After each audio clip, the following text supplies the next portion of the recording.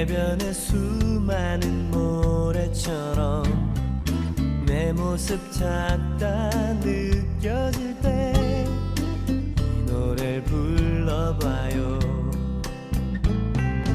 손끝에 지문처럼 그대의 가치는 유의하죠. 주형상 따라 지은 마음 그대는 특별해요. 때론 내 모습 너무 평범해. 아무도 내게 관심 없을 거야. 주저앉고 싶어질 때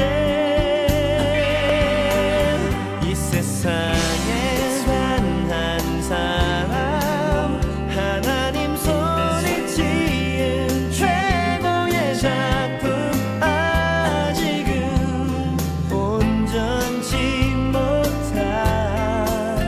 못할지라도 조금씩 완성돼가는 오직 그대를 향한 완전한 계획. 하늘의 축복받은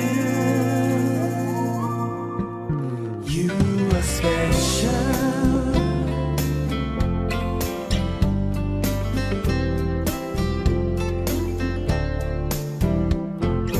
이 작은 애벌레가 아름다운 나비로 변하는 시간이 되면 우리들도 그렇게 변하겠죠. 때론 내 모습 너무 평범해. 아무도 내게 관심 없을 거야. 주저앉고 싶어질 때 이 세상에 단 한 사람 하나님 손에 지은 최고의 작품 아직은 온전치 못할지라도 조금씩 완성돼가는 오직 그대를 향한 완전한 계획. 언제나 기억해요 You're special. 이 세상에 단 한 사람 하나님 손이 지은 최고의 작품 아직은 온전치 못할지라도 조금씩 완성돼가는 오직 그대를 향한 완전한 계획. 언제나 기억해요 You're special.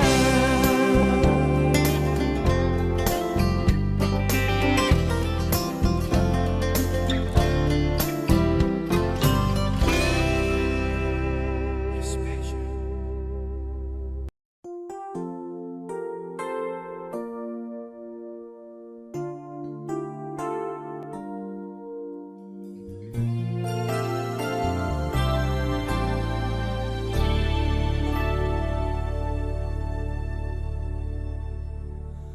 내 주님과 함께 십자가에 오르면 내 사랑의 지경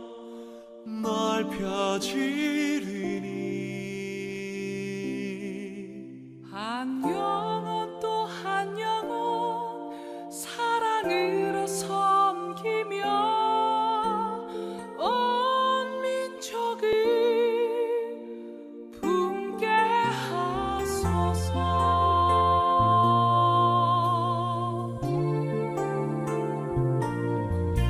그 깊은 아픔을 아는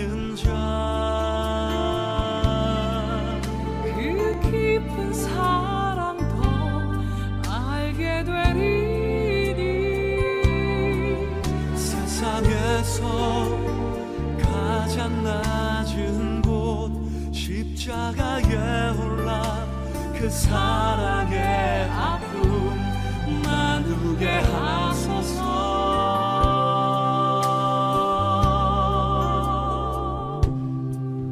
내 주님과 함께 십자가에 오르며 내 사랑의 지경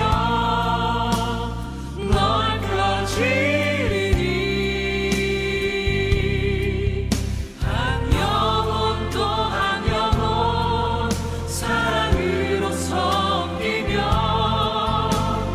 온 열방을 분께 하소서. 그 깊은 아픔을 아는 자 그 깊은 사랑도 알게 되리니 세상에서 가장 낮은 곳 십자가에 올라 그 사랑의 아픔 나누게 하소서.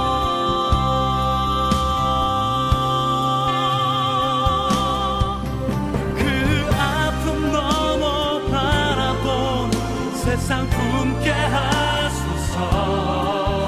그 죽음 넘어 바라본 세상 품게 하소서.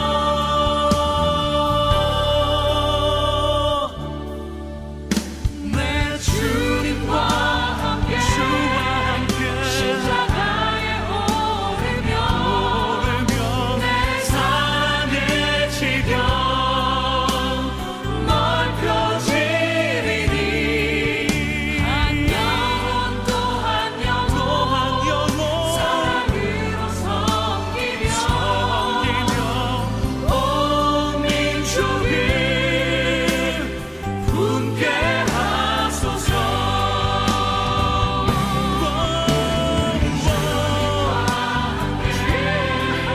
십자가에 오르며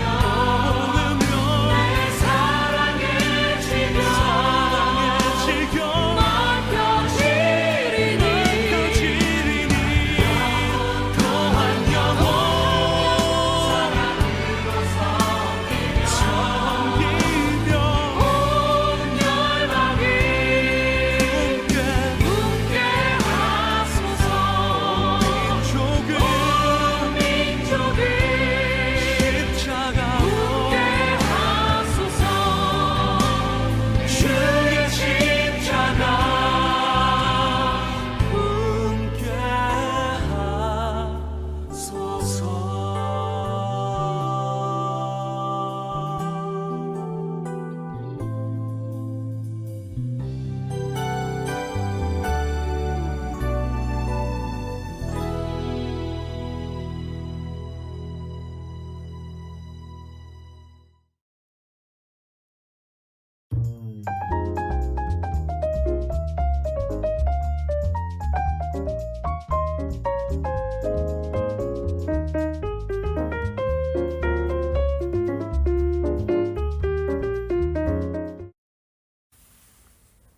안녕하세요.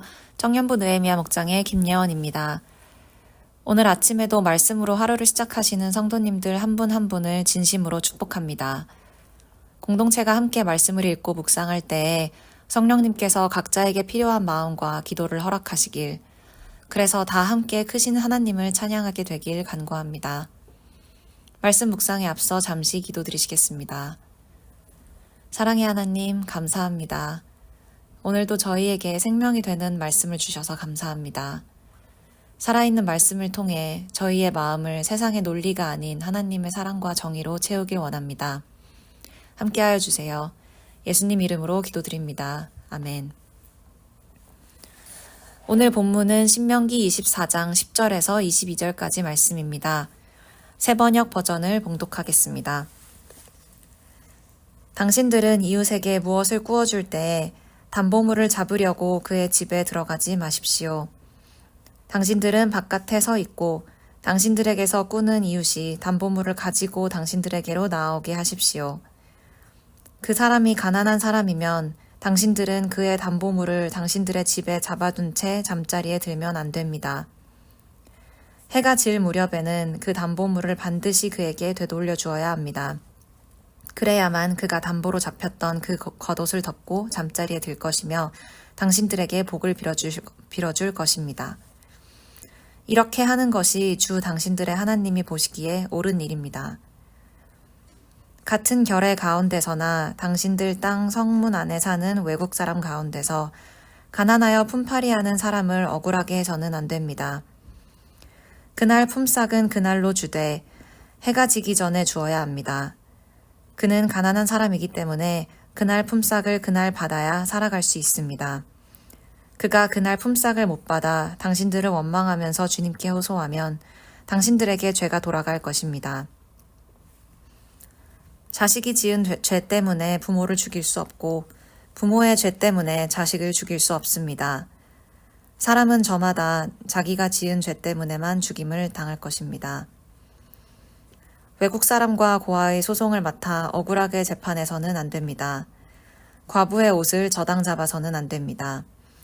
당신들은 이집트에서 종살이하던 것과 주 당신들의 하나님이 당신을 거기에서 속량하여 주신 것을 기억하십시오. 내가 당신들에게 이런 명령을 하는 까닭도 바로 여기에 있습니다. 당신들이 밭에서 곡식을 거둘 때에 곡식 한 묶음을 잊어버리고 왔거든 그것을 가지러 되돌아가지 마십시오. 그것은 외국 사람과 고아와 과부에게 돌아갈 몫입니다. 그래야만 주 당신들의 하나님이 당신들이 하는 모든 일에 복을 내려주실 것입니다. 당신들은 올리브나무 열매를 딴 뒤에 그 가지를 다시 살피지 마십시오. 그 남은 것은 외국 사람과 고아와 과부의 것입니다. 당신들은 포도를 딸 때에도 따고 난 뒤에 남은 것을 다시 따지 마십시오. 그 남은 것은 외국 사람과 고아와 과부의 것입니다. 당신들은 이집트 땅에서 종살이하던 때를 기억하십시오. 내가 당신들에게 이런 명령을 하는 까닭도 바로 여기에 있습니다. 아멘. 오늘 본문은 어제에 이어 약자를 배려하고 존중하는 규율들을 묘사하고 있습니다. 이웃들, 그 중에서도 가난한 자와 외국인을 상대할 때에는 손익보다는 그들의 사정을 먼저 헤아려야 합니다. 사회적 약자들에게 무언가를 빌려줄 때에는 그 사람들의 생존에 관련된 물품을 해가 질 때까지 담보로 삼지 말아야 하며 그들이 억울한 재판을 당하지 않게 보호하여야 하며 곡식이나 과수를 거둘 때에도 그들을 위한 몫을 밭에 남겨두어야 합니다. 모세는 이렇게 해야 하는 이유를 두 가지로 설명하고 있습니다.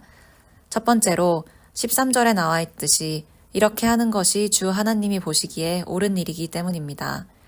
두 번째로 18절과 22절이 이야기하듯 이스라엘 민족 역시 한때 이방에서 종살이를 하던 사회적 약자였고 그들을 속량해 준 건 오직 하나님이시기 때문입니다.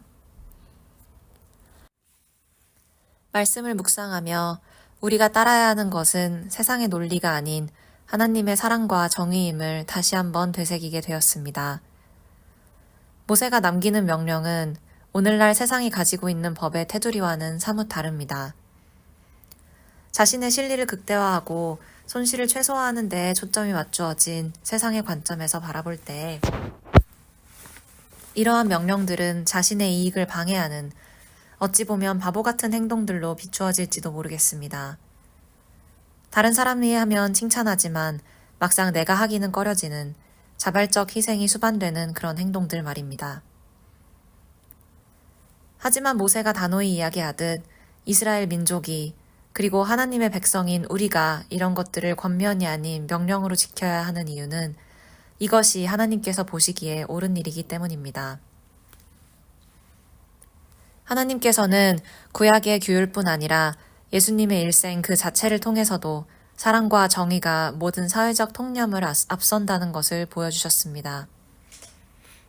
당시 사회적으로 최약자였던 환자들, 과부, 세리, 창녀들에게 직접 다가가시고 초대하시며 사랑을 나누셨던 예수님은 삶을 통해 오늘 본문이 소개하는 명령을 그대로 실천하셨습니다.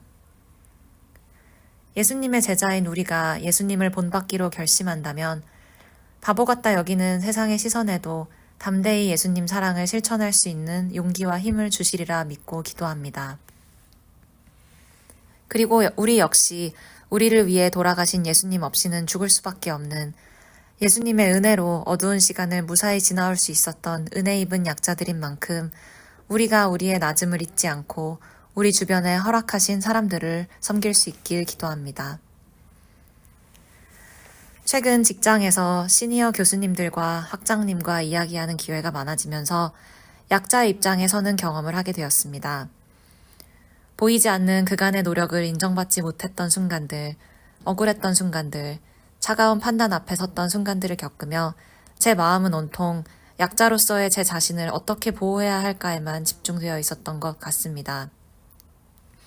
하지만 하나님께서는 성경 말씀들을 통해 두려워하지 말라는 메시지와 함께 눈을 들어 제 주변을 돌아보게 하셨습니다.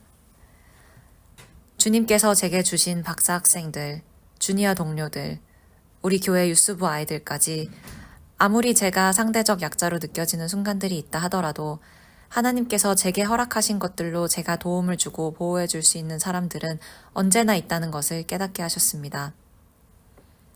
그리고 더 나아가 강자처럼 보이는 사람들마저도 예수님의 자비와 긍휼이 필요한 똑같은 죄인임을, 그들을 보호하시고 저를 보호하시는 것은 누군가의 권력이나 노력도 아닌 오직 하나님이심을 묵상하게 되었습니다. 그리고 작년에 학교를 떠난 박사생을 생각나게 하시고 회개하게 하셨습니다. 그 학생은 2년차 시험을 통과하지 못해 프로그램을 마치지 못하고 떠나게 되었는데 부정적인 평가와 피드백에도 불구하고 주어진 마지막 학기를 최선을 다해 교수님을 만나고 학교 모든 행사와 세미나를 참석하는 데 사용했습니다. 그 학생의 마음이 얼마나 어려울지 짐작할 수 있었음에도 불구하고 저 역시 다른 교수님들과 같이 개인적인 연구 시간을 핑계로 그 학생에게 더 많은 시간과 마음을 쏟아주지 못했던 것이 생각나 너무나 미안하고 하나님께 죄송했습니다.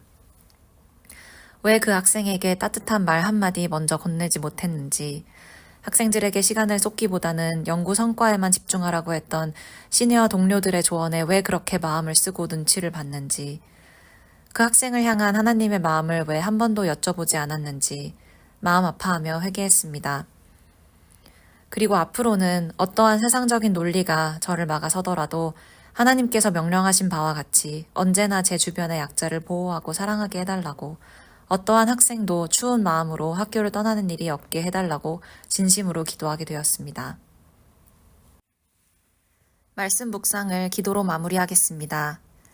하나님, 세상을 주관하는 것은 손익을 중심으로 하는 세상의 논리가 아니라 사랑과 정의를 중심에 두시는 하나님의 법임을 기억하게 해주셔서 감사합니다.